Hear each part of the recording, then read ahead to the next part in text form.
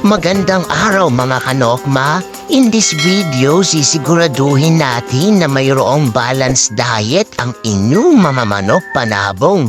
Pero bago ang lahat, kung bago pa lang po kayo sa YouTube channel ko, i-click nyo na po yung subscribe button at i-hit nyo na rin po yung notification bell para updated po kayo sa iba pa nating tips sa pag-aalaga ng manok panabong. Ang tamang halaga ng protina, carbohydrates at iba pang essential nutrients ay napakahalaga para sa ating mga manok panabong.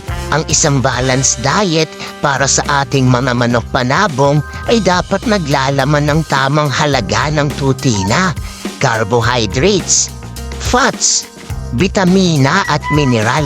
Maaari mong gawing bahagi ng kanilang pagkain ang number 1. High quality feeds. Gumamit ng feeds na mataas ang kalidad at may kompletong nutrients. Number 2. Protein sources. Magdagdag ng proteinang nagmumula sa karne, isda o itlog para sa kanilang pagpunlad at lakas. Number 3. Greens.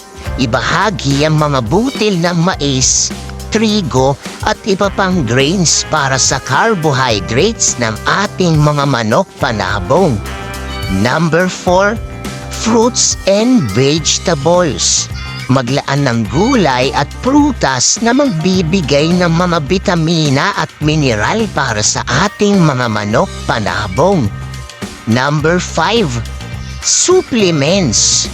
Kung kinakailangan, maaari mong idagdag ang mga food supplements na may mga karagdagang bitamina at mineral. Number 6. Malinis na tubig. Siguraduhin palaging mayroong sariwang tubig para sa kanilang pangangailangan sa inumin. At ang panghuli, i-adjust ang dami ng pagkain depende sa kanilang aktibidad, edad at pangangailangan para sa magandang kalusugan at performance. Ang number 1, high quality feeds. Ang number 2, protein sources. Ang number 3, greens. Ang number 4, fruits and vegetables. Ang number 5, supplements. At ang number 6, malinis na tubig. Yun lamang po at maraming salamat. Naway nagustuhan ninyo ang tip na naman natin sa pag-aalaga ng manok